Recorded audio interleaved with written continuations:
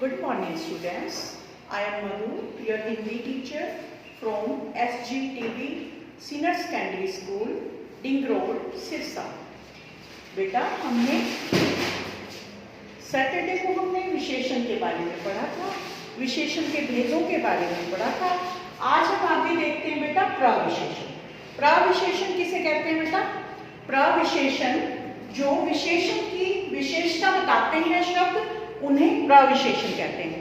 जो विशेषण की विशेषता बताते हैं उन्हें प्रविशेषण कहते हैं। जैसे इसमें क्या है बेटा? तेज। तेज क्या है? विशेषण।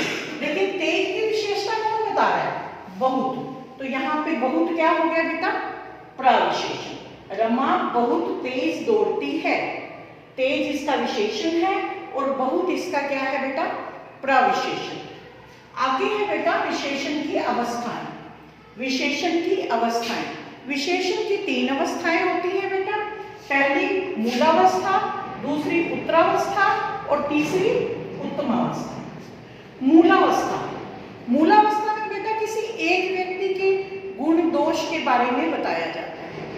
किसी एक व्यक्ति के गुण दोष के बारे में बताया जाता है तो वहां पर मूलावस्था होता है। जैसे रमा सुंदर लड़की है, राम बहुत होशियार बच्चा है। तो इस तरह से एक बच्चे की विशेषता जब बताई जाती है तो वहां पे क्या होता है बेटा? मूलावस्था।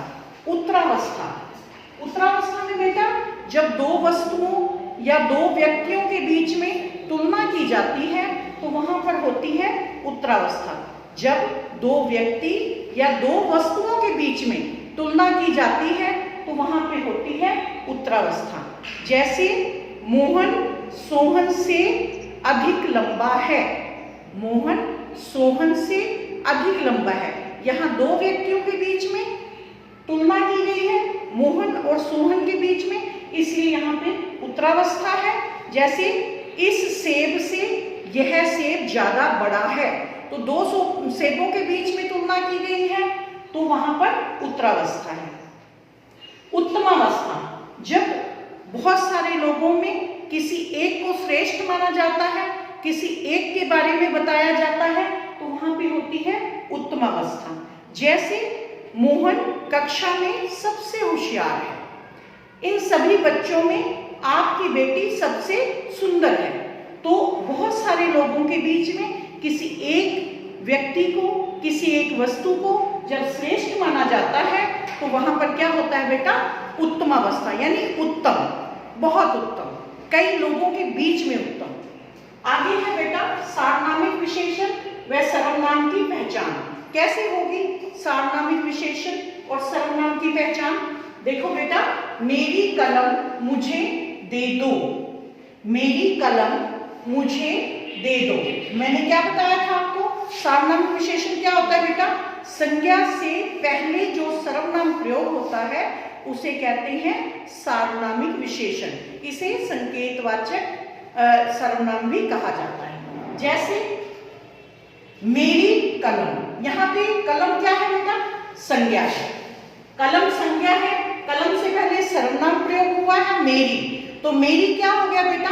मेरी ने संकेत किसकी तरफ किया? कलम की तरफ किया। तो मेरी क्या हो गया बेटा? सार्वनामिक विशेषण। और यहाँ पे मेरी कलम मुझे, मुझे कौन है बेटा? मैं। मेरे नाम की जगह पे सर्वनाम प्रयोग किया गया है तो मुझे क्या हो गया? सर्वनाम। आगे है बेटा यह किताब मेरी है। यह किताब, किताब क्या है बेटा? क्या है किताब? संज्ञा। संज्ञा से पहले क्या है? यह सर्वनाम है तो ये क्या हो गया? सार्वनामिक विशेषण यह है। और मेरी क्या हुआ? मेरी हुआ सर्वनाम, क्योंकि ये अपने लिए प्रयोग किया गया है। अगला है बेटा क्या है? क्या यह लाल किला तुमने नहीं देखा? क्या यह लाल किला तुमने नहीं देखा? तो लाल किला क्या है बेटे? लाल किला क्या है? संज्ञा है। संज्ञा से पहले क्या प्रयोग हुआ? यह क्या है बच्चे? सर्वनाम। तो सर्वनाम यहाँ पे ये सार्वनामिक विशेषण है। तुमने नहीं देखा तो तुमने क्या है बेटा? सर्वनाम।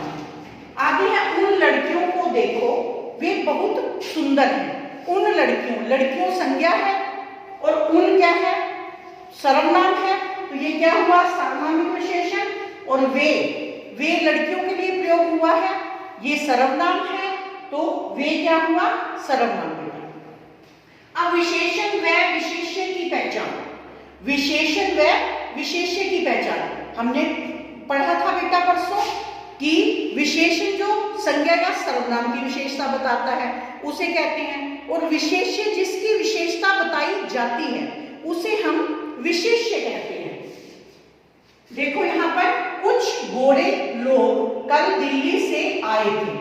कुछ गोरे, गोरे क्या है बेटा, विशेषण है, लेकिन ये किसकी विशेषता बता रहे हैं, लोगों की। तो लोग क्या है बेटा, विशेष्य। तो गोरे क्या है, विशेषण, लोग क्या है, विशेष्य। बाढ़ से बहुत सारी मिट्टी बह गई। बाढ़ से बहुत सारी, सारी क्या है बेटा, विशेषण। मिट्टी क्या है, विशेष्य, क्योंकि मिट्टी की विशेषता बताई जा रही है, तो सारी विशेषण हो गया और मिट्टी हो गया विशेष्य। अगला है बेटा, एक मोर अपने सुंदर पंख फैलाकर नाच रहा था। सुंदर पंख, सुंदर क्या है बेटा, विशेषण है, पंख क्या है, विशेष्य है। पंख का विशेषण सुंदर होने के कारण ये विशेषण और पंख विशेष्य है, क्योंकि जो पंखों के बारे में विशेषता बताई जा रही है, इसलिए विशेष्य क्या हुआ बेटा, पंख। बच्चे, हमने विशेषण का पूरा पाठ अच्छी तरह से कर लिया है। अगर आपको नहीं समझ में आया तो आप मुझे बताएं, आपको क्या समझ में नहीं आया।